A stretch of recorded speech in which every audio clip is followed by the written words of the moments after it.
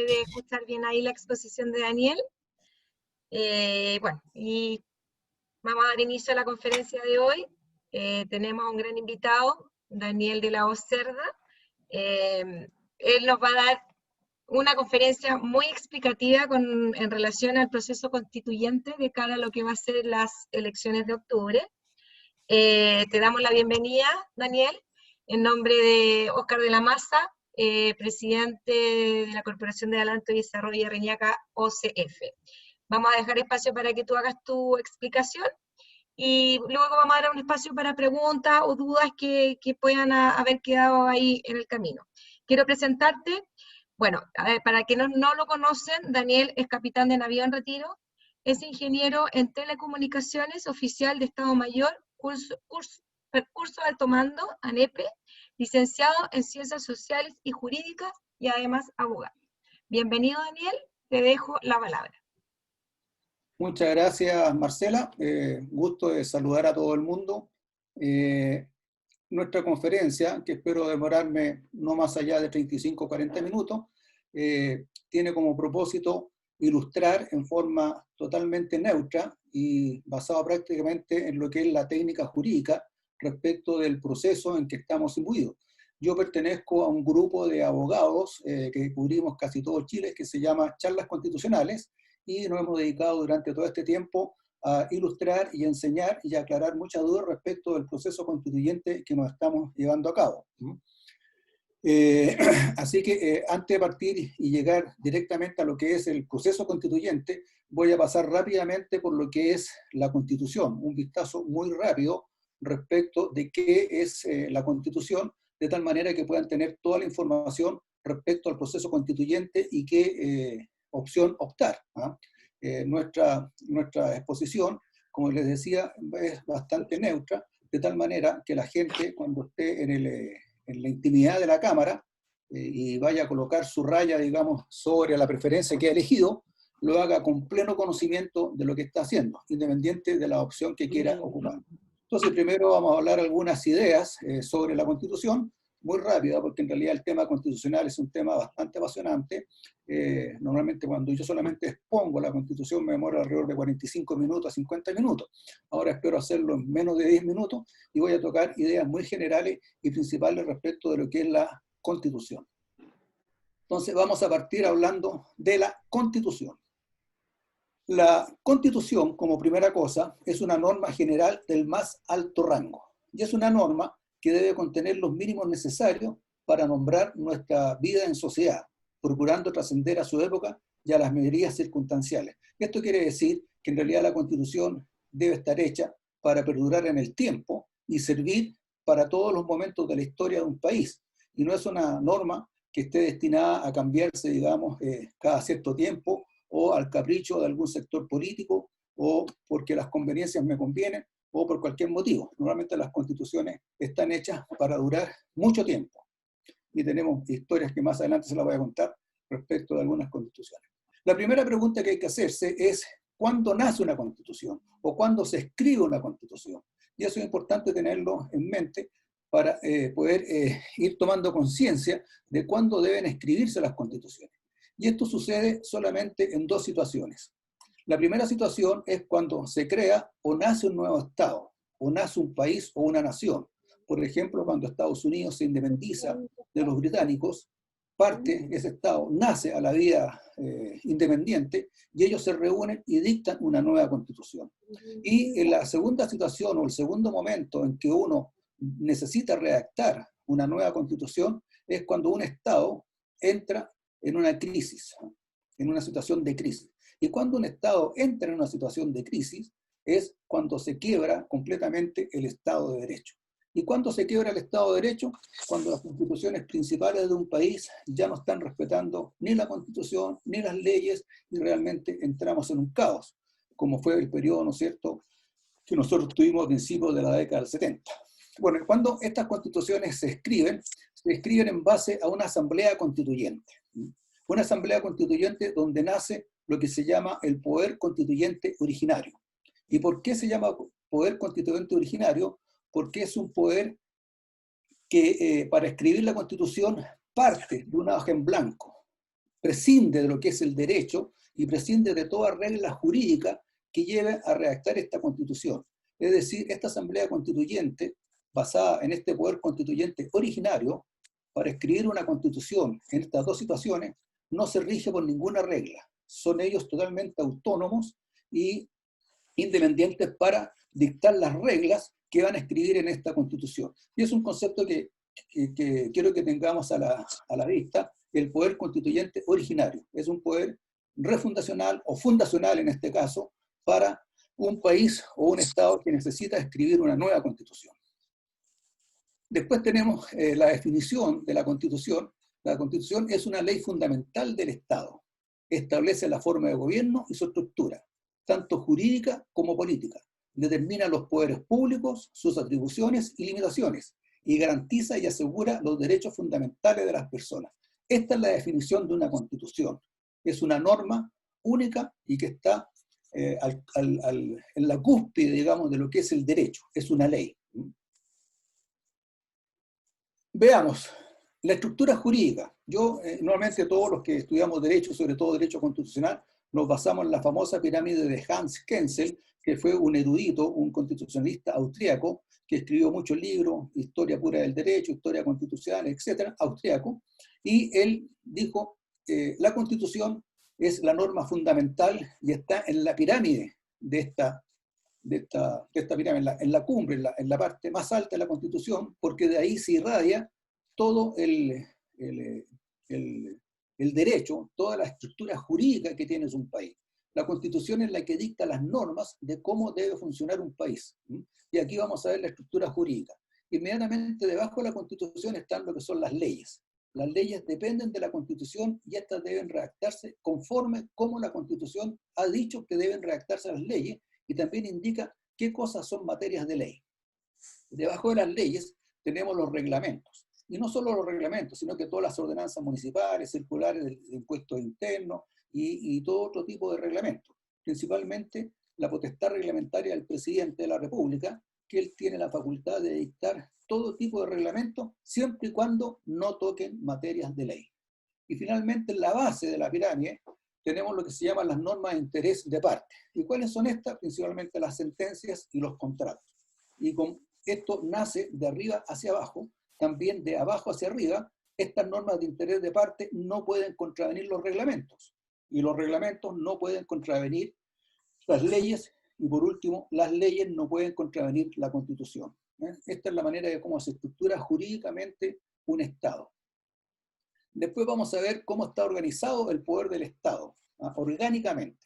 Ya prácticamente no se habla del poder del Estado, sino que más bien se habla de las funciones del Estado. Y aquí nosotros podemos ver cómo está el poder del Estado separado en muchas funciones a cargo de distintos entes. ¿No es cierto? Por el lado derecho de la pantalla tenemos la función legislativa, la función judicial, la función ejecutiva, que están desarrolladas tanto por el Congreso Nacional, Tribunales de Justicia, el Presidente de la República. Tenemos el servicio electoral, ¿no es cierto?, que está la función electoral, la función seguridad, que está a cargo de las Fuerzas Armadas, ¿no es cierto?, Carabineros y PDI. Tenemos la función de control, que se ejerce, digamos, por el Tribunal Constitucional y la Contraloría General de la República, y la función, digamos, constituyente, que la coloco aquí con especial marcación, porque nuestra función legislativa, nuestro Congreso, además tiene la función constituyente derivada, que es distinta a la función constituyente originaria. ¿Y por qué es derivada? Porque esta función constituyente se enmarca dentro de lo que es el derecho, está dentro de las reglas, dentro del derecho vigente. Y nuestra Constitución, en el capítulo 15, establece cuáles son los mecanismos y las reglas para poder reformar una Constitución. El Congreso Nacional, a través de esta función, que es el poder constituyente derivado, perfectamente podría cambiar la Constitución completa y hacerlo dentro del derecho vigente. Se hace en forma ordenada y cumpliendo todas las reglas jurídicas y en forma totalmente racional, que es distinto a lo que se llama la función originaria, que prácticamente nace de una hoja en blanco, ¿no es cierto?, y no prescinde de todo derecho y de toda regla. Entonces, por eso lo quise hacer notar aquí, que nuestro Congreso perfectamente puede reformar completamente la Constitución. De hecho, hasta el año pasado, en diciembre, nuestra Constitución se había reformado 39 veces. desde el año 89 hasta la fecha, y su articulado se ha modificado cerca de 300 veces. Este año, como un dato al margen, nuestra Constitución se ha reformado en 7 oportunidades. O sea, nuestra Constitución perfectamente el Congreso la puede reformar y lo ha hecho conforme a las reglas que dicta el capítulo número 15. Los objetos de una Constitución política.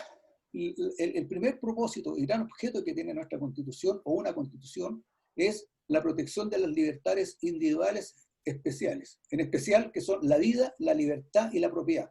¿Por qué coloco estos 3 derechos? Porque son los 3 derechos principales que le pertenecen al hombre, al ser humano, por su sola condición de ser humano. Son derechos inherentes al ser humano, la vida, la libertad y la propiedad.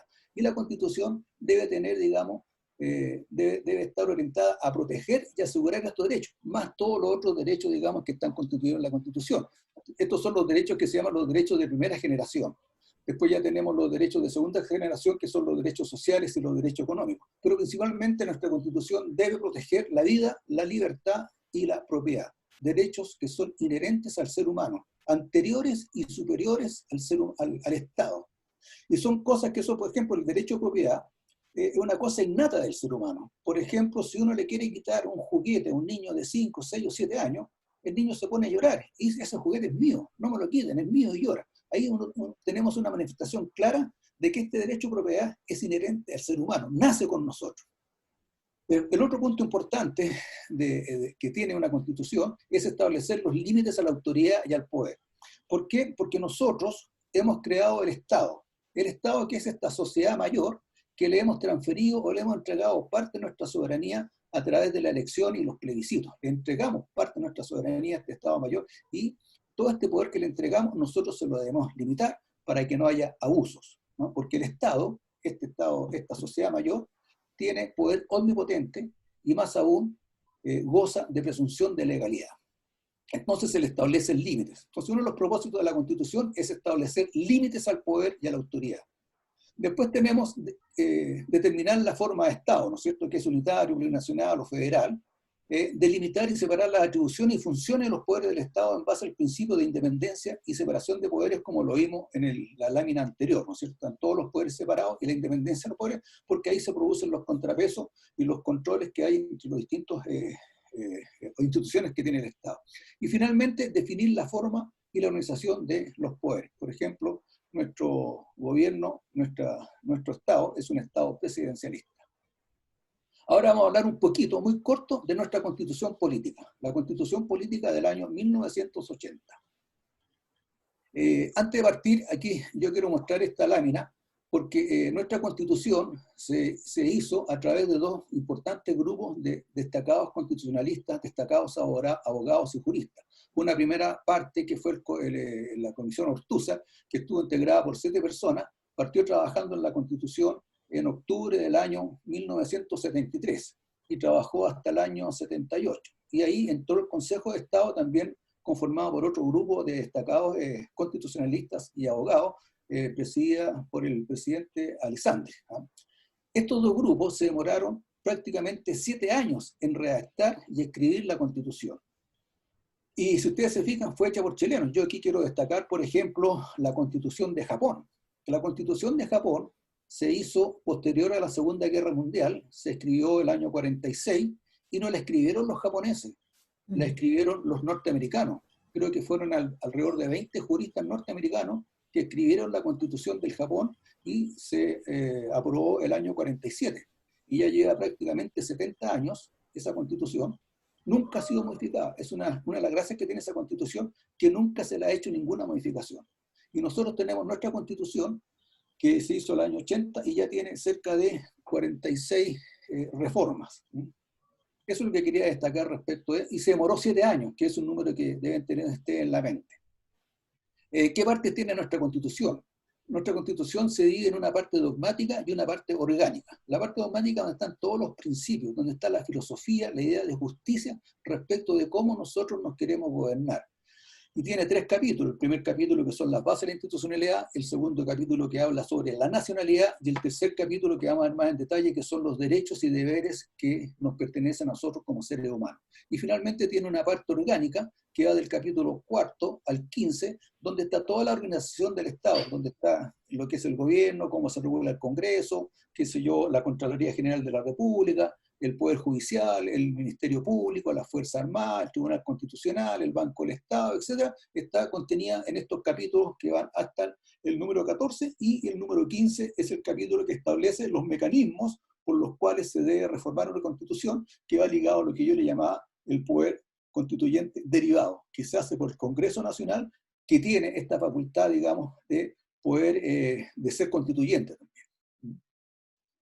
Me voy a referir aquí al capítulo primero, voy a hablar solamente del artículo 1. A mí me gustaría que cuando tuvieran tiempo pudieran leer el capítulo 1. Son 9 artículos. ¿Ah? El capítulo 2 no, porque ahí el capítulo 2 habla de quiénes son chilenos, cuándo se pierde la nacionalidad, quiénes tienen derecho a voto, y después vamos a hablar un poquito del capítulo 3. Pero aquí me voy a referir del artículo 1, porque este artículo es bien importante, que está dentro de las bases de la institucionalidad, que es un capítulo que nos demuestra que nuestra Constitución es netamente humanista. El centro de nuestra Constitución es el ser humano. Y parte diciendo, las personas nacen libres e iguales en dignidad y derecho. Es decir, todas las personas tenemos y gozamos de dignidad. ¿Qué significa eso? Que nos debemos respeto, independiente de nuestro credo, nuestra raza, nuestra condición política, si somos grandes, si somos chicos, todos nos merecemos respeto. Todas las personas son dignas por el solo hecho de ser persona humana. Y de derechos, y eso se refiere principalmente en que todos tenemos la igualdad de derechos ante la ley y ante las oportunidades que nos presenta el Estado. Aquí hay un dato curioso, dice, las personas nacen libres. La Constitución original del año 1980 decía, los hombres nacen libres e iguales. Pero el año 99, algunas señoras, por lo que nos contaba nuestro profesor, no les gustaba esto de los hombres, cuando en realidad cuando uno habla de los hombres se refiere a la especie humana, y lo cambiaron por personas. Pero aquí también se cometió un error, porque ¿qué pasa con las personas jurídicas? ¿No es cierto? Entonces, son cosas que han ido quedando en la Constitución. Posteriormente dice, la familia es el núcleo fundamental de la sociedad. Le da mucha importancia a la familia y la protege, entendiendo a la familia, ¿no es cierto?, de un matrimonio, porque el matrimonio, debo decir, el matrimonio tiene como fin último aportar seres humanos a la sociedad. Por eso es que el matrimonio es entre un hombre y una mujer, porque su deber, y viene de los romanos, ¿eh? No es una cosa que haya nacido, digamos, en la Constitución del 80, es aportar seres humanos a la sociedad. En la familia está, ¿no es cierto?, es un cuerpo, es un grupo intermedio, ¿no? Y está entre el hombre y el Estado. Y el Estado dice, reconoce y ampara los grupos intermedios a través de los cuales se organiza, estructura la sociedad y les garantiza la adecuada autonomía para cumplir sus propios fines. ¿Qué quiere decir con este artículo? Que el Estado se preocupa de que las personas puedan desarrollarse íntegramente. Si una persona quiere instalar una empresa, lo puede hacer. Si una persona quiere desarrollar cualquier actividad, la puede hacer. Y cuando el Estado ingresa a esta actividad, cuando el particular o el privado no puede o no quiere hacer algo. Y esto es lo que se llama el principio de subsidiariedad. Es decir, el Estado solamente interviene cuando los particulares, cuando las personas no pueden desarrollar una cierta actividad. Y esto es porque se le da libertad a las personas. El Estado le da libertad a las personas para que puedan emprender cualquier tipo de actividad. Si no pueden, interviene el Estado. Después dice, el Estado está al servicio de la persona humana. Es decir, el Estado es nuestro empleado. ¿Ah? Nosotros somos los empleadores. El Estado está al servicio nuestro y su finalidad es promover el bien común. Y para eso, obviamente, tiene que contribuir con todas las condiciones necesarias. Debe dictar todas las políticas públicas que sea necesario, dictar todas las leyes que sean necesarias para que las personas puedan alcanzar su mayor realización, tanto espiritual como material. Y finalmente dice, el deber del Estado es resguardar la seguridad nacional, dar protección a la población y a la familia. Se fijan ustedes que realmente nuestra Constitución se preocupa mucho de la persona humana y de la familia. Y el Estado nos debe dar protección.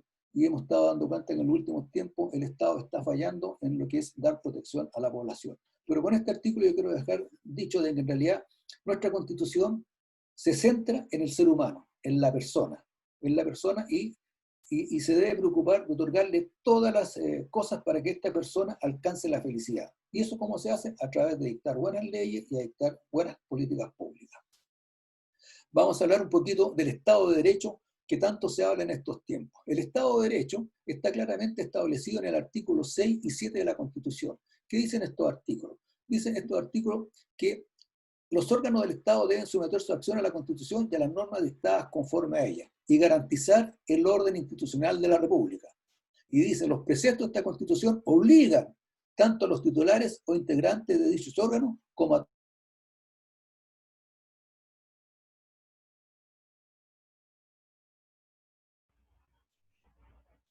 Se pegó, No sé, parece, parece el que audio. Daniel que se le fue la señal, ¿no? Sí, se le pegó el audio, sí. Sí, vamos a escribirle ahí un minutito, problemas técnicos.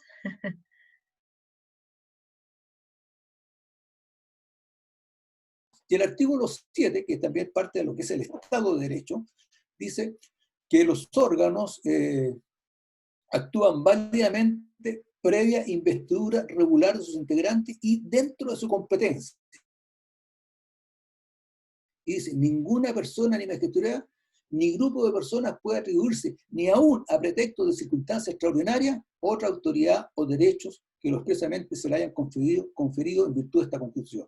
Y aquí podemos sacar como ejemplo la conducta del diputado Gutiérrez. El diputado Gutiérrez, digamos, ha sido investido, digamos, como diputado de la República y su competencia es legislar.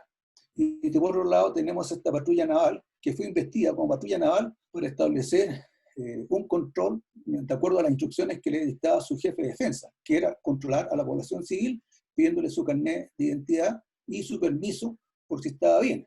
¿Y qué dijo el diputado Gutiérrez? Yo soy más autoridad que usted, yo lo controlo a usted. Indudablemente que se salió de lo que es el Estado de Derecho. Él no está investido para controlar. Quien estaba investido para controlar era la patrulla naval. Él debió haber presentado su carnet de identidad y haber presentado su permiso que lo autorizaba para andar circulando con su familia. Entonces aquí tenemos claramente cómo se vulneró el Estado de Derecho. Todos debemos cumplir con el Estado de Derecho. Todos debemos cumplir con lo que dicen nuestras normas. Y esto es lo que es el Estado de Derecho. Artículos 6 y 7 de la Constitución, si ustedes después ya lo quieren leer con más calma. Vamos a pasar al capítulo tercero, que son los de los derechos y deberes constitucionales. Este es uno de los capítulos importantes porque aquí están todos nuestros derechos que nos corresponden como persona humana y también están, digamos, algunos deberes que nosotros como ciudadanos debemos cumplir. ¿Y qué es el artículo 19? En el artículo 19, si ustedes lo pueden leer con calma, me habría gustado explayarme, digamos, con mucho más detalle en este artículo, porque nosotros tenemos 26 derechos. A nuestra Constitución, dice el artículo, asegura los siguientes derechos. Y los asegura, porque el Estado no nos otorga derechos. Y eso hay que tener mucho cuidado, porque a lo mejor en una futura o eventual Constitución pueda decir que el Estado otorga derechos. Cuando yo digo otorgo derechos, quiere decir que también los puedo quitar. Nuestra Constitución asegura, protege nuestros derechos porque son derechos que nos corresponden completamente. Y tenemos 26 derechos, como yo les explico aquí, que ustedes los pueden leer con más detalle. Está el derecho a la educación, el derecho a la salud, la libertad de enseñanza, el derecho a circular libremente por el país, el derecho a establecer cualquier actividad económica, siempre y cuando no se oponga a las buenas costumbres, a la moral y a las leyes. Está el derecho, digamos, a mantener, digamos, la intimidad de su hogar, nadie puede violar su hogar, nadie lo puede detener, etc. Y una de las características que tiene esta Constitución del año 80, que agregó dos recursos o dos acciones, que es la acción de protección y la acción de amparo. Acciones que no estaban en la Constitución anterior del año 25 y que van orientadas a defenderse ante el Estado cuando uno de estos derechos ha sido conculcado. Si me han negado mi libertad de enseñanza o me han negado mi libertad a moverme libremente durante el país, yo puedo proceder con una acción de protección, normalmente llamado recurso de protección, ante la Corte de Apelaciones correspondiente, de tal manera que se reponga el imperio del derecho. Y tenemos la acción de amparo, que está en el artículo 21 de la Constitución, que está orientada, digamos, cuando hay detenciones que pudieran ser ilegales. Y ese recurso de amparo se puede imponer por cualquier persona ante la Corte de Apelaciones respectiva. Y después tenemos el artículo 22, donde están los deberes de los ciudadanos, y el artículo 23, donde están, digamos, las sanciones para aquellos que no cumplen, digamos, con lo que dice el artículo 22. Eso lo pueden leer porque no es muy largo, pero interesante que ustedes puedan leer ya con tranquilidad el artículo 19, donde están todos nuestros derechos, y ustedes se van a dar cuenta que está todo considerado. Está el derecho social, está el derecho a la salud, etc. Está todo considerado. ¿Por qué la salud es mala? Porque a lo mejor las políticas de gobierno no han sido buenas para hacer un buen sistema de salud. Así que bueno, voy a llegar hasta aquí nomás con el capítulo 19. Y vamos a pasar a las conclusiones finales respecto a una constitución. La constitución política no soluciona los problemas de la gente. Las demandas sociales se encuentran su solución en las leyes que se debaten, discuten y acuerdan en el Congreso Nacional, en la persona de los parlamentarios, diputados y senadores. Ahí se solucionan los problemas de la gente a través de la dictación de buenas leyes que realmente protejan y defiendan el interés de las personas y aseguren el cumplimiento de los derechos que ellas tienen conforme a nuestra Constitución y que están claramente establecidos en el artículo 19.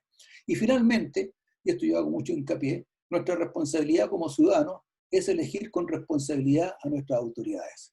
Nosotros debemos ser muy responsables cuando elegimos a nuestras autoridades, principalmente los senadores y los diputados, que son los que hacen la ley y que dictan las conductas que nosotros debemos tener en nuestra vida como sociedad. Y eso es todo lo que tengo yo respecto a la Constitución. La Constitución es mucho más amplio el tema, pero yo creo que este es un pincel, un breve barniz, de tal manera que ustedes tengan conciencia respecto a lo que vamos a hablar ahora, que es el proceso constituyente, y sepan por qué opción votar, por una o por la otra, pero informadamente. Y sepan lo que es una constitución.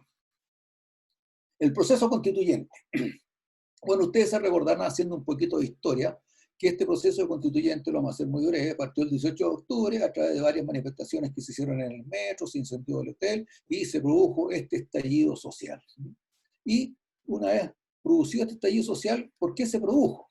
Obviamente la gente no estaba conforme y había muchas demandas que estaban insatisfechas, que ustedes las pueden ver ahí en la pantalla, las pensiones, la salud, qué sé yo, la delincuencia, los abusos de poder, casos de corrupción, etc. Había un descontento social porque sus demandas sociales no estaban, digamos, debidamente satisfechas, digamos, por la política, principalmente por la ley. Veamos algo de estadística. Si ustedes se fijan, el año 2016, noviembre, diciembre, ¿cuáles eran las principales inquietudes o las principales demandas que tenía nuestra sociedad? Asalto, salud, educación, sueldo, corrupción. Y la Constitución, reforma de la Constitución, si ustedes se fijan, tenía un 2%, estaba al final, digamos, de lo que era el interés de la gente. Si nos vamos al año mayo del 2019,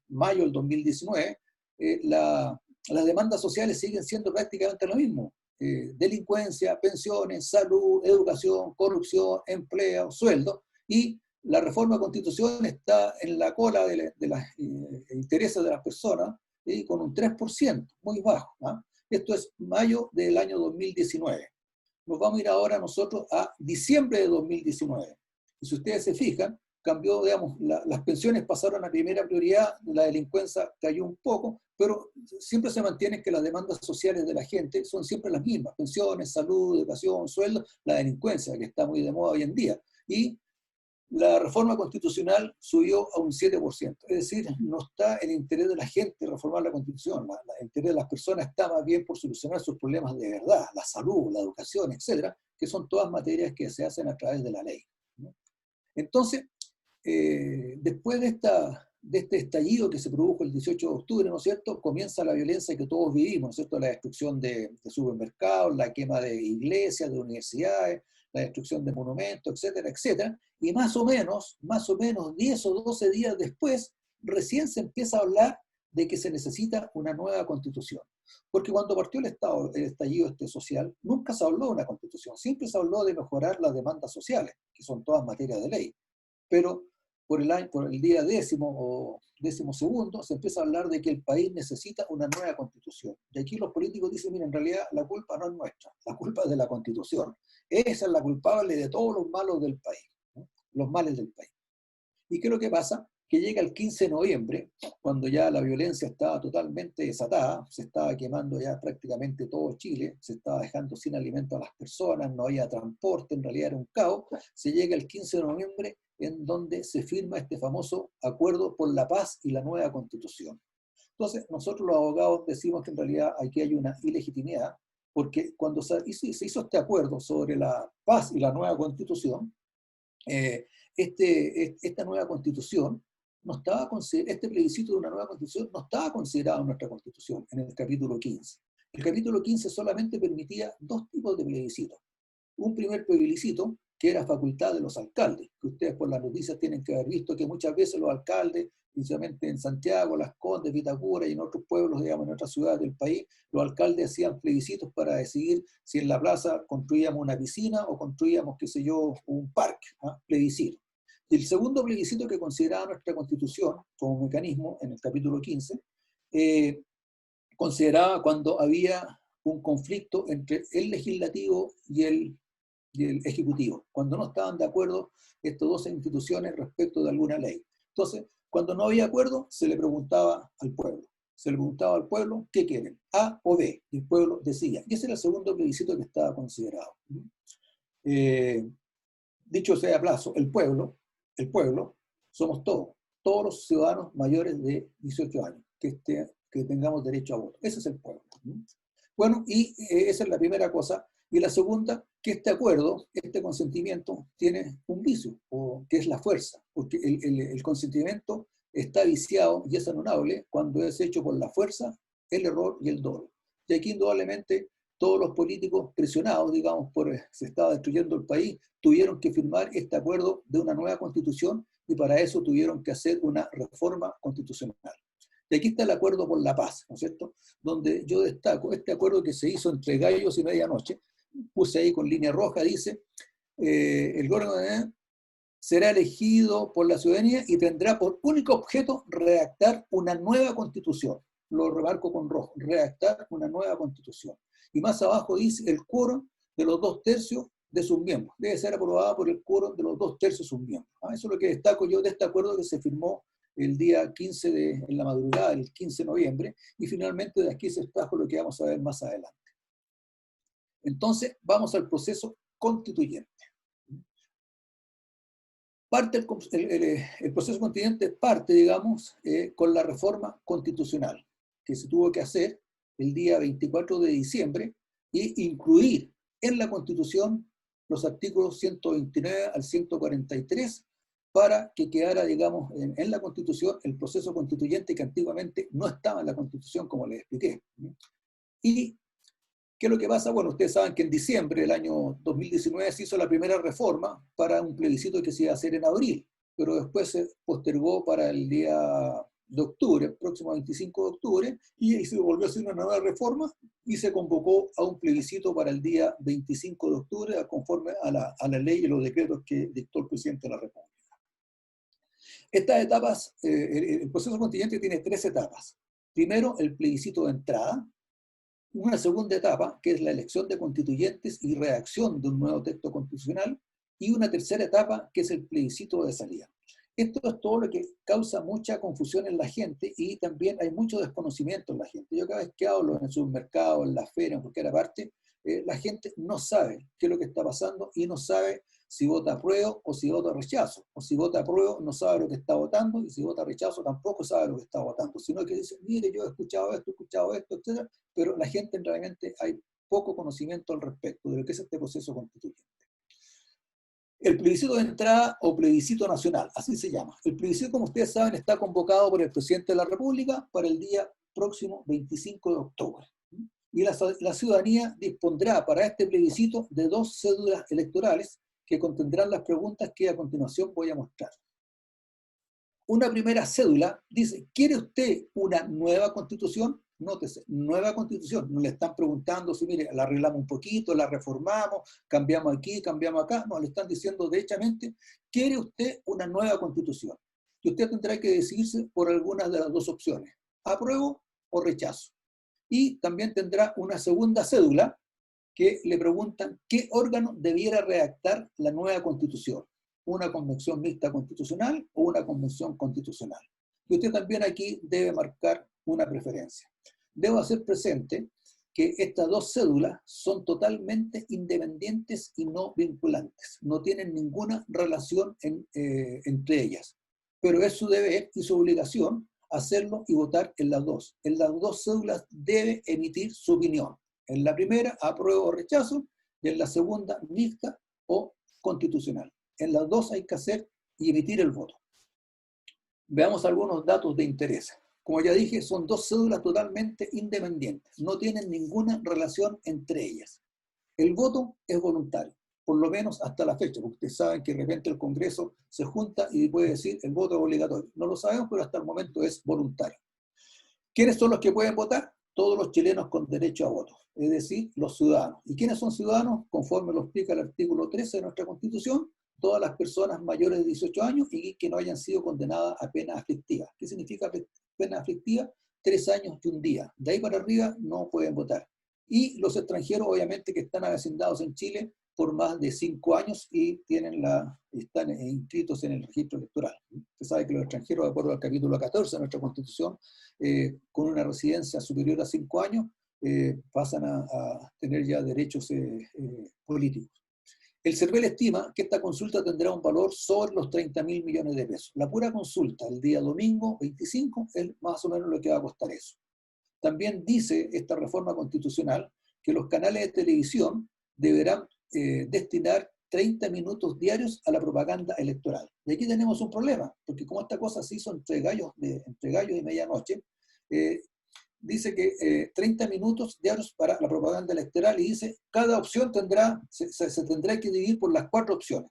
Pero resulta que el rechazo es una y el apruebo va asociada con 2 más. Entonces hay una parte que tiene un 75% y otra parte que tiene un 25%. No sé cómo lo hará resolver el Consejo de Televisión. Ahora las preguntas que vienen siempre, ¿qué pasa si gana el rechazo y qué pasa si gana el apruebo? Lo vamos a ver. Si en el plebiscito del 25 de octubre la opción rechazo obtiene la mayoría, ¿qué pasa? El proceso constituyente finaliza, concluye. Si el rechazo tiene la primera mayoría, el proceso termina y por lo tanto continúa plenamente vigente la Constitución de 1980. La segunda papela solamente se escrutará, pero no tendrá ningún efecto cual sea la preferencia que en ella se elija. Ganó el rechazo, el proceso concluye, finaliza, sigue vigente la Constitución del año 1980. Por ahí en las redes, y mucha gente también me ha preguntado y me han dicho, no, sí, pero ¿qué pasa? Que a lo mejor el rechazo puede sacar un 60%, pero resulta que a lo mejor la Convención Constitucional saca un 80%, entonces los políticos van a decir que el pueblo quiere Convención Constitucional, así que no, gana el rechazo y el asunto termina. No hay más. Todo el mundo se va para la casa, uno a celebrar, otro a llorar la derrota, no sé. Pero gana el rechazo y el proceso termina. No hay más. Ahora, si en el plebiscito del 25 de octubre la opción apruebo obtiene la mayoría, ¿qué pasa? El proceso constituyente continúa y por lo tanto el presidente de la República deberá convocar a la elección de los convencionales constituyentes. Así se llaman. En el acuerdo de noviembre, los políticos, principalmente oficialistas, pidieron y se opusieron a que se llamaran asambleístas, asamblea constituyente. ¿Ah? No. ¿Por qué? Porque la asamblea constituyente es un órgano que tiene características muy especiales. Una asamblea constituyente, primero que nada, es soberana. Segundo, es independiente. Tercero, es popular. Y es autónoma, que son las asambleas, ¿no es cierto?, como expliqué en la parte constitucional, que están basadas en lo que se llama el poder constituyente originario. Entonces se les puso convencionales, convención constituyente y convención mixta, constituyente. Entonces el proceso constituya y se debe convocar a la elección de los constituyentes. Veamos. Pasamos a la segunda etapa, ¿no es cierto?, que es elección de constituyente y la redacción de un nuevo texto constitucional. Esta se llevará a cabo el día 11 de abril del año 2021, es decir, votamos en octubre y en el próximo año, en abril, vamos a elegir a los constituyentes. Y será en la misma fecha en que habrá elección de alcaldes, concejales y gobernadores. Así está previsto. Y aquí hay que distinguir entre convención mixta constituyente, que está compuesta por 172 miembros, 172 personas, de las cuales el 50% son parlamentarios y el 50% ciudadanos electos especialmente para estos efectos. 86 parlamentarios y 86 personas elegidas popularmente. Esa es la convención mixta constituyente. Después tenemos la convención constituyente, que está compuesta por 155 miembros, integrada 100% por ciudadanos electos especialmente para la ocasión. Ustedes se preguntarán, bueno, ¿por qué una tiene 172 y la otra tiene 155? 172 por capricho de los políticos. No hay ninguna razón, dijeron 172, bueno, 172 porque podrían haber sido 156, ¿no es cierto? 172, no hay razón, dijeron 172. Y la convención constituyente está compuesta por 155 miembros. No sé, seguramente a alguno de ustedes les sonará este número. Estos 155 miembros son igual a la cantidad de parlamentarios que hay en la Cámara de Diputados. Es decir, la convención constituyente sería un espejo de lo que es la Cámara de Diputados. Tendríamos, digamos, 2 cámaras de diputados. Aquí hay un cuadro respecto, digamos, de las platas. Si ustedes se fijan, la convención constituyente tendrá un costo mensual o anual de 4.600 millones de pesos. La convención mixta es más barata, porque realmente son la mitad, ¿no? Un 50% de personas elegidas popularmente, y ahí está lo que realmente tiene los gastos que tiene un Congreso, que es 45.000 millones de pesos, ¿no? Bueno, por eso es lo que cuesta, digamos, el sueldo mensual que va a tener, digamos, cada constituyente, que lo vamos a ver más adelante. Elección de los constituyentes. Elección de los constituyentes, ya sea para la convención mixta o para la convención constituyente, la elección se hará conforme al método D'Hondt y se usará el mismo método que se usó para la elección de diputados el año 2017. Es decir, ¿quiénes van a elegir los constituyentes? Los partidos políticos.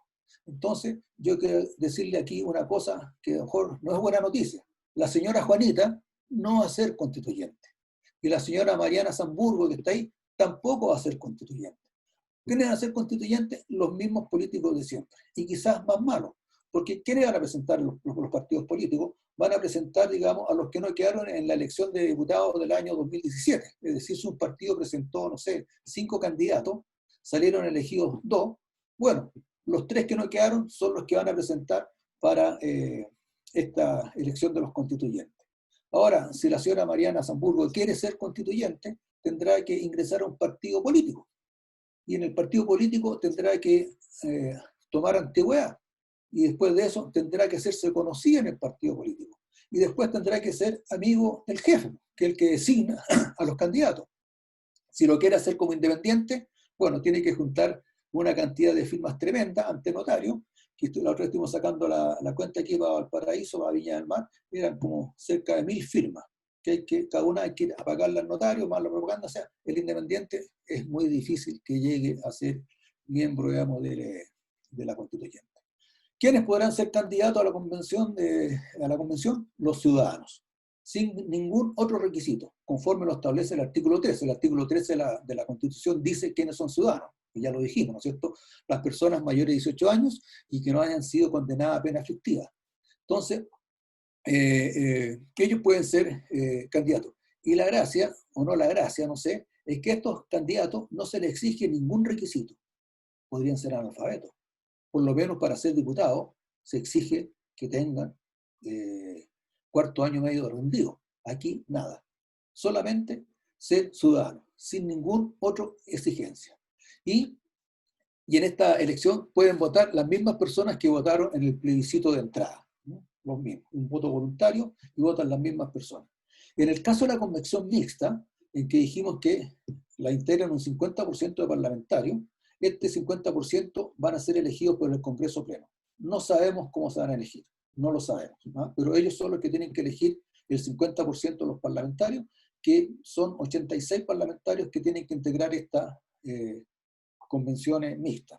Y como ustedes deben saber, el 4 de marzo se aprobó la ley de paridad para la elección de los convencionales. ¿Qué significa la ley de paridad? Que tiene que haber 50% de hombres y 50% de mujeres. Es decir, yo siempre digo, yo creo que aquí se consideró que las mujeres eran incapaces, ¿no? Yo creo que las mujeres son tan capaces y tan inteligentes como los hombres, y no es necesario que las ayuden para ocupar algún puesto, ¿no? Bueno, pero está así el asunto. ¿Y cuál es el problema que se presenta acá? Que de los 86 parlamentarios, que integren esta convención mixta, 43 tienen que ser mujeres. El 43 más 43 da 86, 50%, ley de paridad.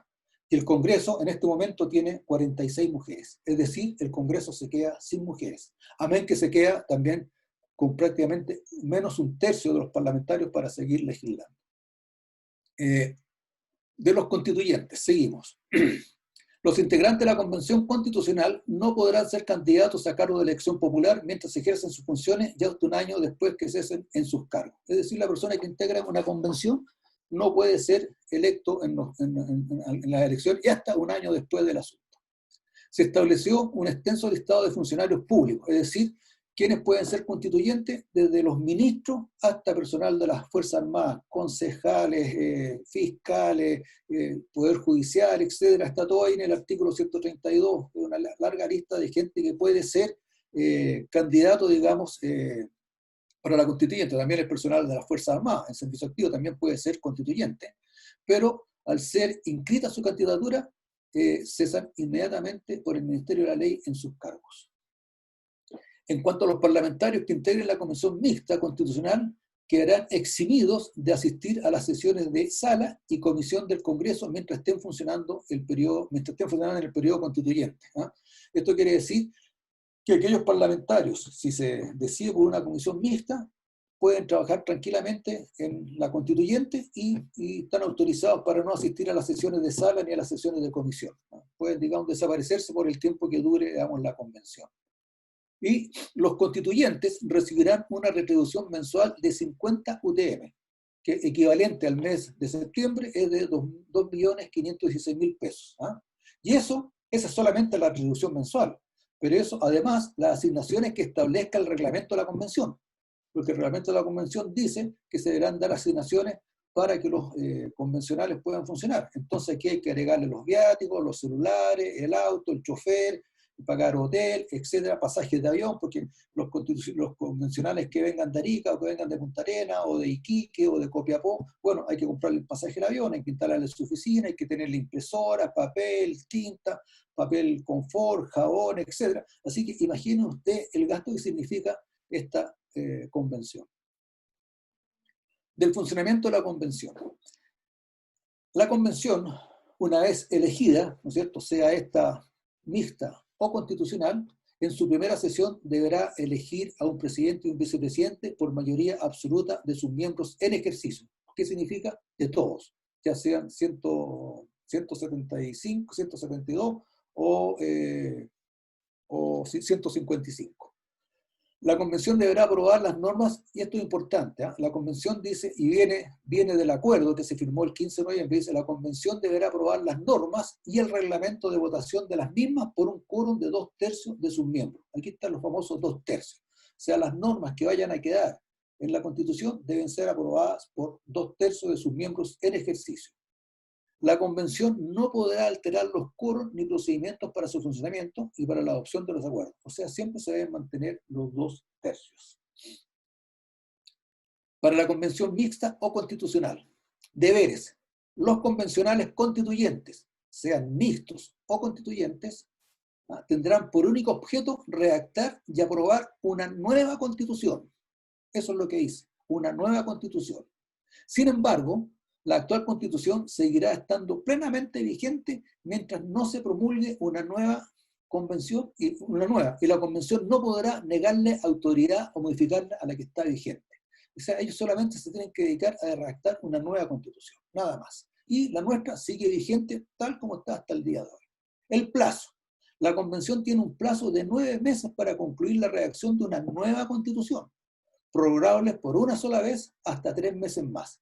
Yo les dije en la parte constitucional que la comisión de destacados juristas constitucionales, abogados de destacada trayectoria nacional, se demoraron prácticamente 7 años en redactar nuestra constitución del año 1980, que en su origen tenía 120 artículos y terminó el año 2019 con 129 y ahora tenemos 143.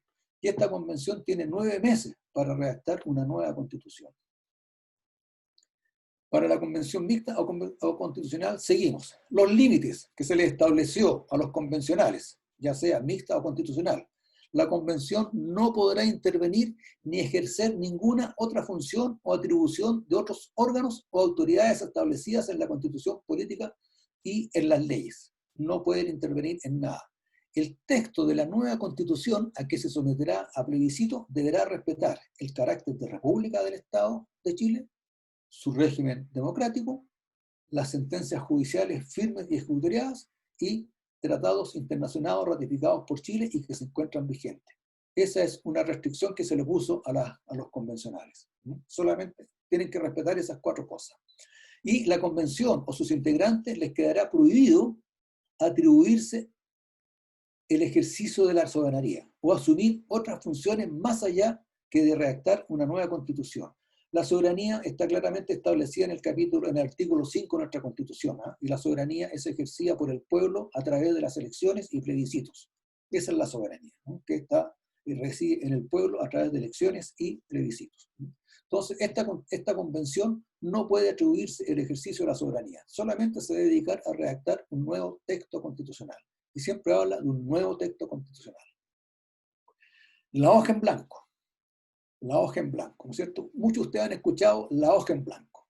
En realidad, en ninguna parte está escrito de que debe hacerse una constitución de una hoja en blanco. Pero ello se desprende de todo lo que hemos visto, ¿no es cierto? El acuerdo, el número 5 del acuerdo dice redactar una nueva constitución. Eso, ustedes escucharon a algunos parlamentarios de izquierda, a Jackson, qué sé yo, Borja, que aquí se va a partir de una hoja en blanco. Se va a escribir todo de nuevo. Esa es una posición. Pero en ninguna parte está dicho partamos de una hoja en blanco. Solamente dice una nueva constitución donde uno puede desprender, digamos, que es una hoja en blanco. No sabemos. Las cédulas hablan de una nueva constitución también. Y en varias veces yo le mencioné que se habla de una nueva constitución. El artículo 133 estableció lo siguiente. 133 de nuestra Constitución. La Convención deberá aprobar las normas y el reglamento de votación de las mismas por un quórum de 2/3 de sus miembros en ejercicio. Esto está en el artículo 133 y viene del número 5 del acuerdo. De ello, nada está claro respecto a partir o no de una hoja en blanco. No sabemos qué va a pasar, no sabemos. Eso es lo que tiene que fijar el reglamento. Pero al respecto podemos decir que hay 3 ponencias o posturas respecto de lo que yo le acabo de explicar, de esta hoja en blanco que no está escrita en ninguna parte, pero sí se habla de una nueva constitución. Yo cuando hablo de una nueva constitución, estoy hablando prácticamente de un poder constituyente originario, es decir, partir sin ninguna regla, sin ningún derecho, que es distinto a un poder constituyente, ¿no es cierto?, derivado, que lo hace el Congreso de acuerdo a las facultades constituyentes que él tiene. Entonces, hay 3 ponencias al respecto. Una, que es de Fernando Atria, si no me equivoco, dice, si una norma no alcanza un acuerdo de los 2/3, en esta hoja en blanco, no queda en el texto constitucional y se lleva una ley simple aprobándose por un quórum de 50% más 1. Es decir, si estamos discutiendo el derecho a propiedad y este derecho a propiedad no alcanza los 2/3 para quedar escrito en el texto de la Constitución, no queda en el texto de la Constitución y se va y se discute y se aprueba o no se aprueba este derecho a propiedad por una ley simple. Sale la Constitución. Esa es una posición de Atria, ¿no es cierto? Que lo que no se acuerda no queda en el texto constitucional. Hay otra posición que dice, si una norma no alcanza el acuerdo de los 2/3, por el caso de la propiedad, sigue vigente lo que está dispuesto en la actual Constitución. Y después hay una tercera ponencia, bastante enredada y bastante confusa, que dice que en realidad, mire, al final hagamos una votación final, también aprobada por 2/3, de todo lo que no quedó en la Constitución y de lo que quedó en la Constitución y la aprobamos. En realidad, no hay nada claro. No hay nada claro de cómo se va a hacer el asunto. ¿Se partirá de una hoja en blanco? ¿No se partirá de una hoja en blanco? ¿Se partirá, se tomará como base nuestra Constitución? ¿Se discutirá? No sabemos. Hay que esperar que salga el reglamento que los convencionales tendrán que dictar, digamos, para ver cómo funciona. Y bueno, hecho, digamos, todo el proceso y terminada el trabajo de la Convención Constitucional, sea mixta o constituyente, terminado ese proceso y terminado la redacción de esta nueva Constitución, pasamos a la tercera etapa, que es el plebiscito de salida o plebiscito constitucional. comunicado al presidente de la República la propuesta del texto constitucional aprobada por la Convención, el presidente, convocará a un plebiscito nacional constitucional 60 días después. Al tercer día, él cita a 60 días después a un plebiscito. El sufragio, el voto en este plebiscito es obligatorio para quienes tengan domicilio electoral en Chile. Es decir, para el plebiscito salida, el voto es obligatorio. Y obviamente que el que no va a votar tendrá las penas que la ley establece, digamos, como multa. Y para este plebiscito se dispondrá de una cédula electoral con la siguiente pregunta. ¿Aprueba usted el texto de la nueva Constitución propuesto por la Convención Constitucional o mixta? ¿Aprueba o rechaza? Y usted ahí tendrá que votar y poner la marca de su preferencia. Si este plebiscito gana el rechazo, la población a través de este plebiscito decide rechazar, continúa vigente nuestra actual Constitución del año 1980. Y hemos perdido prácticamente 2 años de nuestra vida. Si el apruebo gana la elección, el presidente de la República debe convocar al Congreso pleno para que en un acto público y solemne se promulgue y se jure o prometa respetar y acatar la nueva Constitución. Dicho texto será publicado en el Diario Oficial dentro de los 10 días siguientes a su promulgación y entrará en vigencia en dicha fecha, derogando la actual Carta Magna del año 1980. Ese es el proceso constituyente, completo. No sé si ahora habrá alguna pregunta, alguna inquietud. Tenemos varias preguntas aquí, Daniel, que fueron saliendo en el trayecto. Te las voy a comenzar a transmitir para que vayamos en el orden que las mismas personas fueron preguntando. Mira, la primera pregunta... Ya voy a dejar de compartir, ¿eh? Perfecto. ¿No? Ya, ahí estamos. Estamos todos. ¡Ay, súper! Ya, mira, la primera pregunta es de Carlos McKenney, supongo que espero que se haya pronunciado bien. Pregunta, ¿qué opina del apelativo de tramposa que Fernando Atria le da a nuestra Constitución? ¿Alguna relación de nuestra Constitución con la de Japón? Bueno, yo nombré la de Japón porque en realidad la de Japón, ¿no es cierto?, una Constitución que lleva 70 años y no se la cambió ni una coma. Y ustedes ven el éxito económico que tiene Japón. Japón es uno de los centros económicos, el primer centro económico de Japón, después tenemos, digamos, Estados Unidos y después tenemos Europa. Ahora, respecto de la Constitución tramposa que dice Fernando Atria, dice, claro, mire, en realidad, si no queda en la Constitución, lo pasamos a ley simple y podemos terminar, digamos, con la hoja en blanco. O sea, parte del proceso, si es bajo esa teoría de que si no se aprueba por 2/3, no quedan en el texto constitucional, obviamente que podemos llegar al final con una hoja en blanco. Y todo queda en ley común. Esa es la trampa que hay en este asunto. Porque indudablemente un sector, si hay un sector que no está de acuerdo con mantener el derecho a la propiedad, que no va a tener los 2/3 a lo mejor para que quede en la Constitución. Y no va a quedar en la Constitución. O si un sector quiere que no quede en la Constitución, el otro sector no va a tener la capacidad para dejar que quede en la Constitución. Así que ahí tenemos, digamos, la trampa, este asunto que podemos terminar con una hoja en blanco. Después Carlos Molina pregunta, si rechazo, ¿qué importancia tiene votar por una opción estrictamente vinculada al apruebo? Después me refiero al segundo voto. Ya, es una pregunta que la hacen bastante. Nosotros tenemos 2 votos, como dijimos, y son 2 situaciones totalmente distintas. Una es votar rechazo o apruebo. Esa es una situación. En rigor, este plebiscito o este proceso constituyente, esta votación se debió haber hecho en 2 días diferentes. Haber votado un fin de semana por una papeleta y el fin de semana siguiente por la otra, porque son situaciones distintas. Y yo creo que lo hicieron, no sé, con buena o con mala intención, pero con ahorrar costos y no hacer 2 plebiscitos. Son 2 situaciones distintas. Si yo en la primera voto por una, otra, si voto por rechazo, por ejemplo, bueno, y ganó el rechazo, el proceso termina y la segunda papeleta no tiene ninguna importancia. Pero en la eventualidad que gane el apruebo, indudablemente yo tengo el derecho a manifestarme por qué convención quiero, mixta o constituyente, debo hacerlo, ¿cierto? Si estas fueran 2 días diferentes, un fin de semana el rechazo con el apruebo, ganó el apruebo, bueno, yo el próximo fin de semana veré a pesar de que prefería el rechazo, yo veré, da esa condición, esa nueva situación en que ganó la apruebo, yo decidiré si decido por una mixta o una constitucional. Por eso hay que votar en las dos papeletas. En las dos papeletas. En las dos papeletas uno tiene que emitir su opinión. Y la segunda papeleta es solamente en la probabilidad de que gane el apruebo. Tengo el derecho y el deber de emitir mi opinión. Pancho Morera pregunta si podrán ser constituyentes los extranjeros con 5 años de residencia en Chile. No, solamente los ciudadanos chilenos. Lo dice expresamente el artículo 134, creo. Solamente los chilenos pueden ser constituyentes. Perfecto, está clarísimo.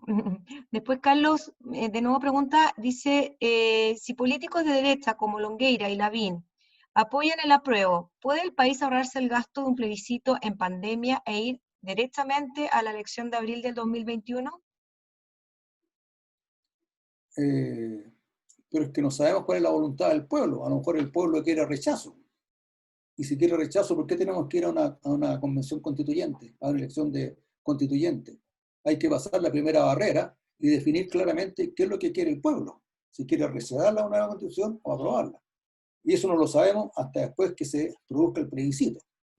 Así que esto de pasar a una nueva, directamente a una nueva, directamente a una elección de constituyente, yo creo que tiene más un afán de propaganda que de ser algo legal y lícito. En realidad nosotros no debemos pasar a llevar lo que es el derecho constitucional que tiene toda persona en nuestro país. Todos tenemos derecho a expresarnos. Déjenme expresar. Y ahí vemos. Se hace el plebiscito, rechazo y apruebo. Y ahí vemos que sigue. Pregunta Pancho también, si la nueva constitución no contempla el Estado al servicio de las personas, ¿estaríamos frente a un Estado totalitario? Interesante pregunta. Yo aquí siempre trato de hablar, o nos vamos por John Locke, o nos vamos por Rousseau. Indudablemente de que por nuestra constitución el Estado está a nuestro servicio. Nosotros somos, digamos, el centro de la constitución. Si pasamos a ser, nosotros al servicio del Estado, indudablemente que vamos camino a un régimen totalitario, porque en ese caso, ¿qué es lo que persigue el Estado? Es ir tomando todas las fuentes de producción para distribuir, ¿ah? Porque todo el mundo distribuye, entonces empieza a tomar la fuente de producción, y indudablemente uno pasa a ser al servicio del Estado, porque el Estado necesita que uno trabaje para ellos, para que ellos puedan poder distribuir. Entonces nos va quitando la fuente de producción, que es lo que pasó, ¿no es cierto?, en el tiempo de la Unidad Popular, donde fueron, digamos, confiscando y tomándose las empresas y todas estas cosas y todos los órganos de producción. Ahora, ¿qué es lo que pasa? Que cuando uno está al servicio, cuando el Estado está al servicio de uno, indudablemente tiene más libertad, como explicaba, digamos, de acuerdo a lo que explicaba en el capítulo número 1, el artículo número 1, uno tiene la libertad de hacer muchas cosas, ¿no es cierto? Y el Estado nos tiene que proveer todos los medios para que nosotros podamos alcanzar esos fines. Y el ejemplo más claro que hace coloco, si una señora se quiere colocar con un carrito de food truck en la playa de Reñaca, lo puede hacer con toda libertad, y el Estado le tiene que otorgar los medios y todas las cosas para que ella pueda cumplir con ese fin. Si estamos nosotros al servicio del Estado, yo creo que no podría instalarse con ese carrito, y quien sería dueño del carrito sería el Estado, como pasa en Cuba. Marianela pregunta, ¿los extranjeros con 5 años de residencia en Chile deben haber adquirido la nacionalidad o pueden votar simplemente por el hecho de residir más de 5 años en nuestro país? No, el hecho, el primer requisito obviamente es tener residencia sobre 5 años en Chile. Y ahí tendrá que cumplir con todos los requisitos y que le exige la ley, ¿no es cierto? Digamos, tener su carnet de identidad, estar inscrito en los registros electorales, etcétera, etcétera, para tener derechos políticos, ¿no? No es per se que yo tengo 6 años, puedo ir a votar. No, hay una serie de requisitos que tiene que cumplir previo a que pueda tener esos derechos políticos. Después aquí Rosa pregunta, si gana el apruebo, mientras dure el proceso constituyente y hasta que se apruebe o rechace la nueva constitución en el plebiscito de salida, ¿qué constitución nos rige debe ser durante este tiempo? ¿La actual constitución no se deroga en el momento que gana el apruebo?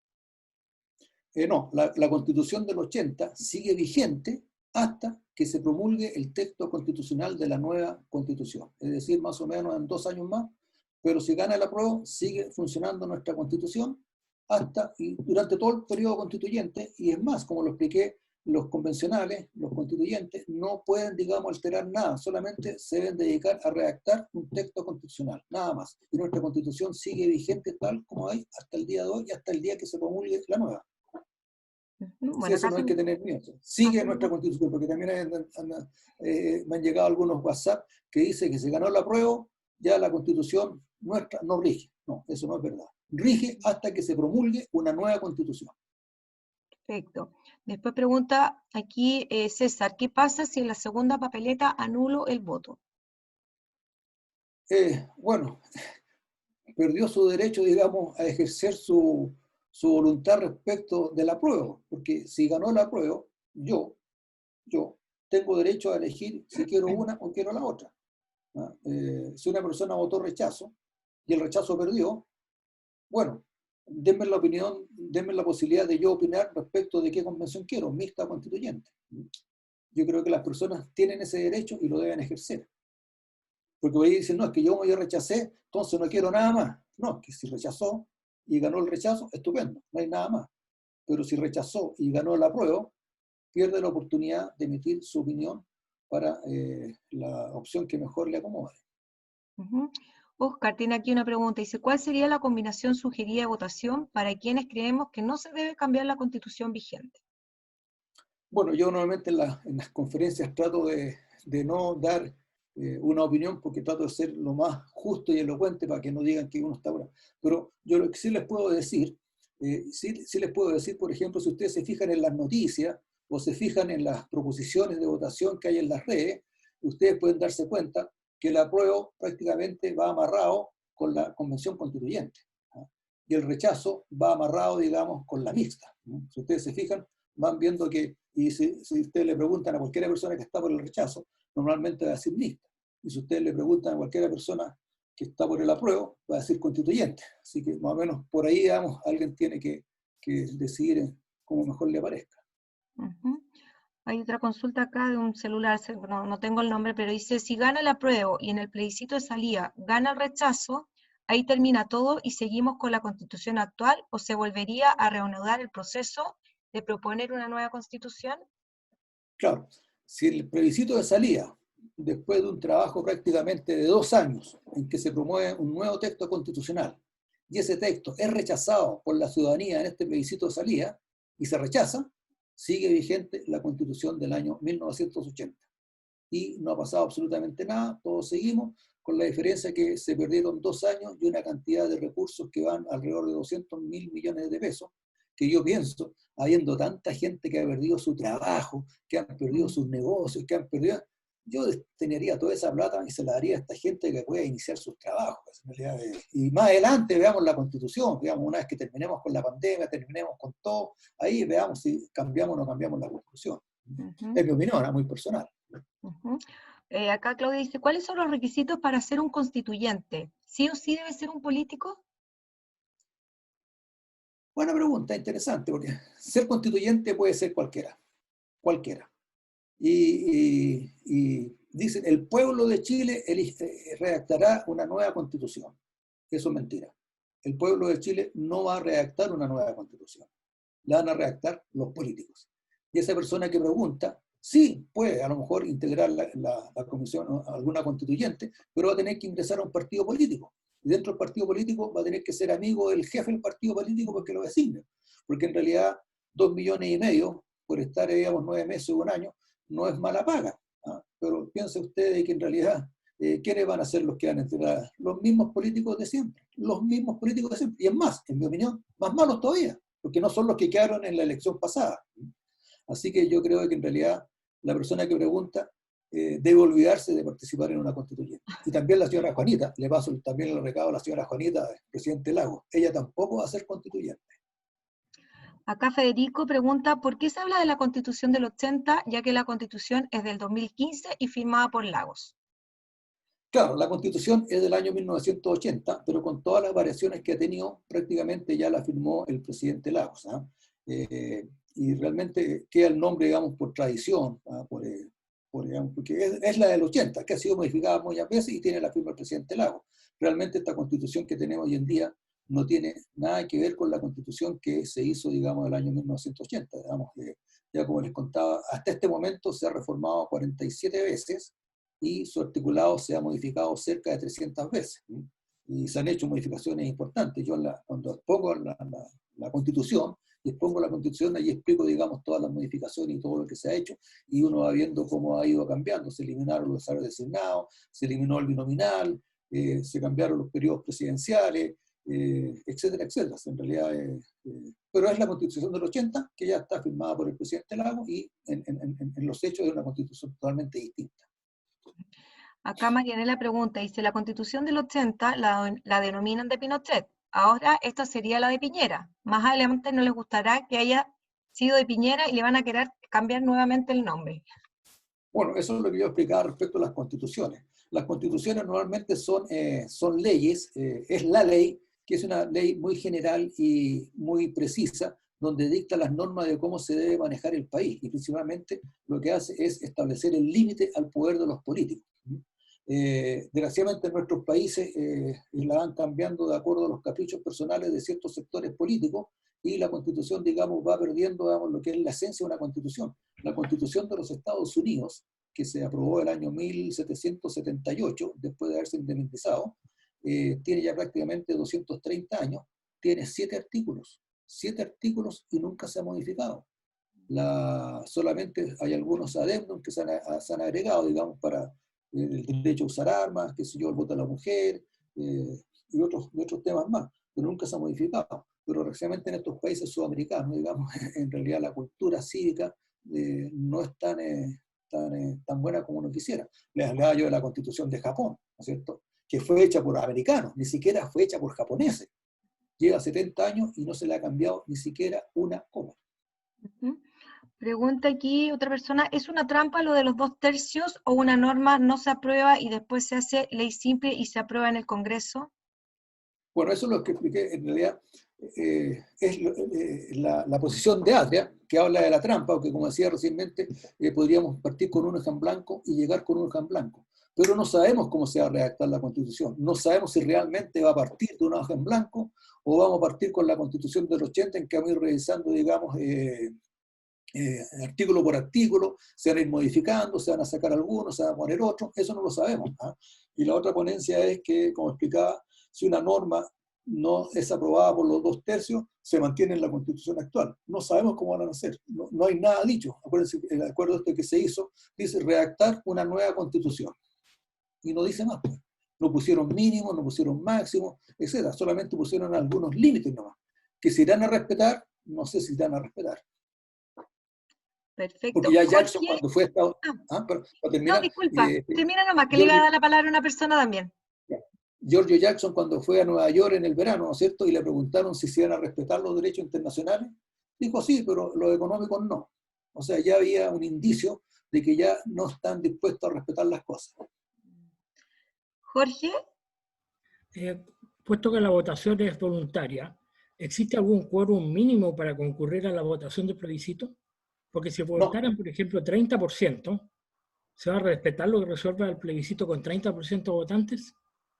Bueno, así es, desgraciadamente así. No hay una regla que diga, mire, con tal porcentaje este plebiscito ya sería ilegítimo, ¿no? Porque no tiene, digamos, no tiene la cantidad de gente que se haya pronunciado al respecto. Y muchas veces, sobre todo cuando hago la exposición constitucional, yo explico esto respecto de la legitimidad. Es decir, tenemos una junta de vecinos que tiene 200 personas, ¿no es cierto? Y el presidente de la junta de vecinos es elegido, digamos, con un voto de 15 personas, indudablemente esa persona no tiene ninguna legitimidad, que es muy distinto que si ese presidente es elegido con 180 votos, ¿no? Realmente tiene legitimidad. Con la Constitución pasa exactamente lo mismo. ¿Te acuerdas que dado que fue el voto voluntario, que también fue uno de los errores que se produjo al cambiar, digamos, de voto obligatorio a voluntario, también por la Constitución, ¿no es cierto?, la reforma que hicieron los políticos?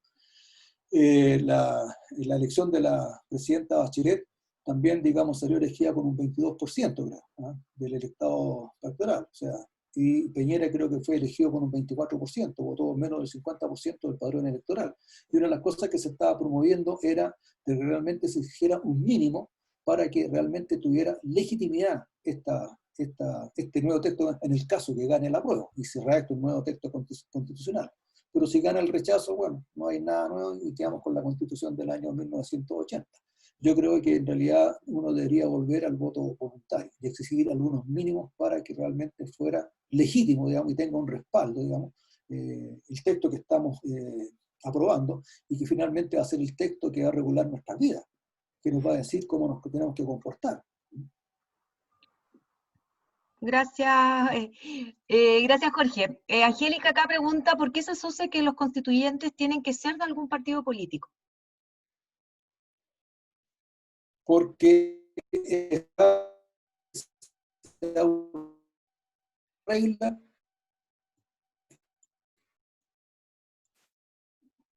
Lo perdimos, lo perdimos.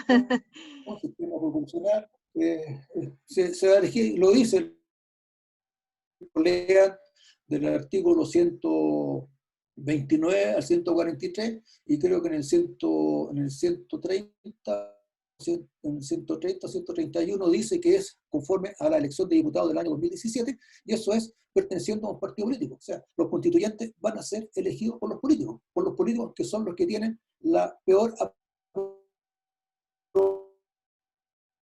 políticos, y ellos mismos van a ser los que hacen. Se nos fue la señal un poquitito, Daniel. ¿Sí? Sí, se nos fue un poquito, te escuchamos ahí entrecortado. Ya volvió. Yo tengo buena señal acá. Ahí te escuchamos bien, ahí te escuchamos. Ya, perfecto. ¿Me escuchan bien? Sí, Entonces, no sé si se alcanzó a escuchar bien mi respuesta. breve, algo. Bueno, la repito. Me decían, ¿por qué lo van a elegir los partidos políticos? Porque se va a usar la misma regla con que se eligió a los diputados el año 2017. Es decir, a través de los sistemas del sistema Dojón, que es el sistema.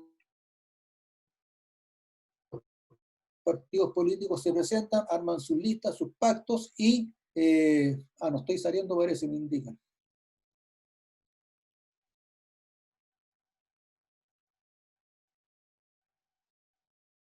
¿Me escuchan bien o no? Sí, a qué rato se va un poquito la señal, Sí. Daniel.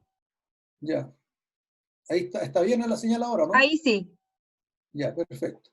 Se va a usar el mismo sistema con que se eligieron a los diputados el año 2017, el sistema proporcional en que cada distrito, ¿no es cierto?, tiene sus candidatos, ahí se harán los pactos, se harán las listas, etcétera, y eso será el sistema proporcional. O sea, son los partidos políticos los que van a elegir a los constituyentes. Desgraciadamente, como yo decía, los políticos que son los que menos aprobación tienen en el país, todo el mundo odia a los políticos en este momento, y son ellos los que van a ser los constituyentes y que van a hacer nuestra constitución, que es una norma bastante importante porque es la que regla nuestra conducta de vida en el país, como nación, como sociedad.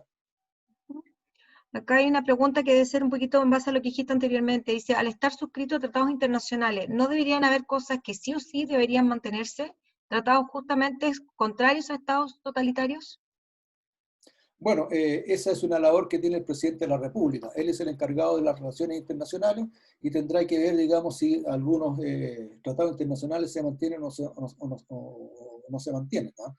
Es una atribución exclusiva del presidente de la República, quien maneja las relaciones internacionales, ¿no? Perfecto. A ver, aquí se me perdió uno de los comentarios. Dice acá, ¿existe un riesgo real que el Congreso cambie a su voluntad todos aquellos artículos que no se llegue a acuerdo y que pongan en riesgo la eliminación del TC, Tribunal Constitucional, la independencia del BC y la democratización de las Fuerzas Armadas, perdón, y otros? Bueno, eso es lo que no sabemos. Puede ser que esta asamblea o esta convención constituyente, en la discusión interna que tengan los constituyentes, puede que si no se juntan los 2/3 para mantener, digamos, el Tribunal Constitucional o el Banco Central o el asunto de las Fuerzas Armadas, indudablemente que... Se perdió de nuevo Daniel.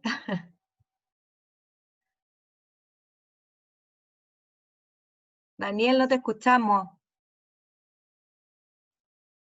El proyecto lo hizo el presidente Alessandri, en el periodo de Alessandri, y recién el proyecto ingresó al Congreso a finales del presidente Frei y fue aprobado en enero del año, digamos, en que asumió Allende, el Tribunal Constitucional. Y la gracia del Tribunal Constitucional no es una tercera cámara, como algunas personas dicen, digamos, en la televisión, en los matinales, etc. El Tribunal Constitucional se preocupa solamente de que las leyes se hagan conforme lo establece la Constitución.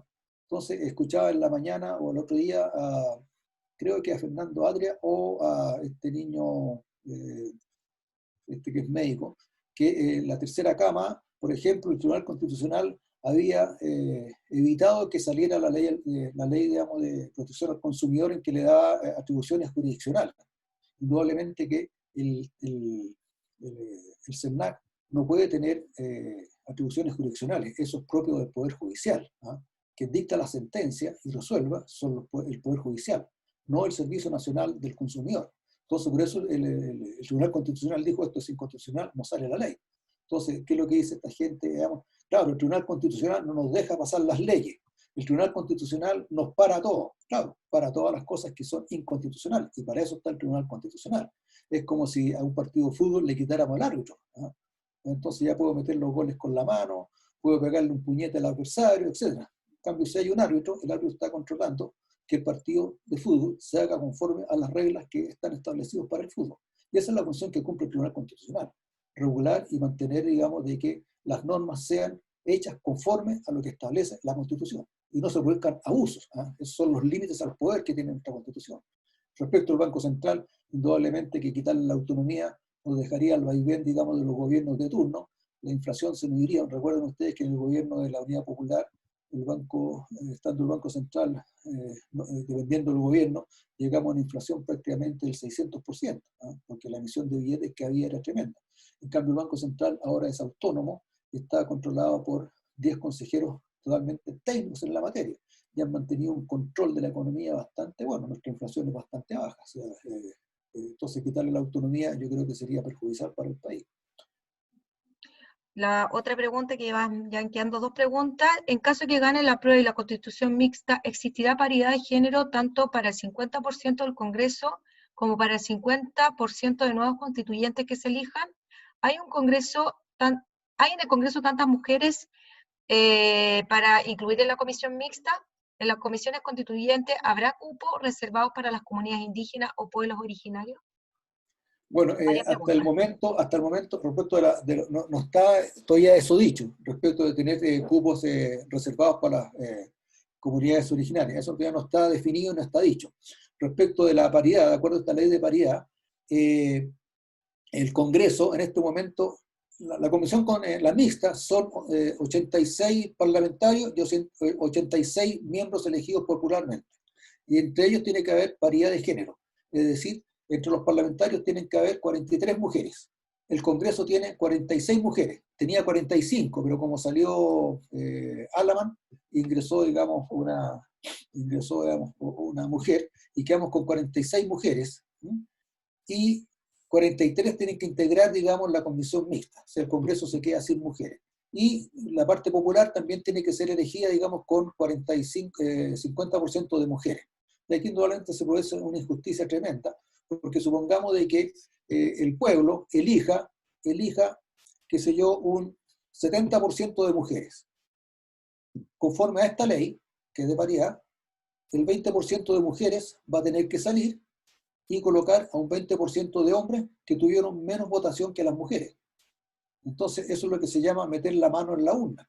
Y además va contra el artículo 5 de nuestra Constitución, que dice que el pueblo es el que elige, el pueblo es el que vota. Si el pueblo decidió tener un 70% de mujeres, es la voluntad del pueblo. No puede venir una ley y cambiar esa elección del pueblo, que sería el caso de la paridad.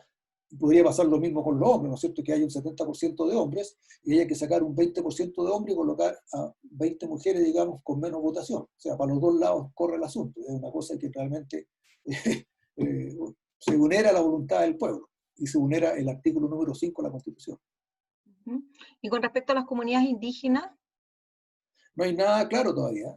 No hay nada claro. No dice nada. si ustedes leen, digamos, del artículo 129 al 143, no habla de las comunidades indígenas, habla solamente de convencionales y podrán ser los chilenos.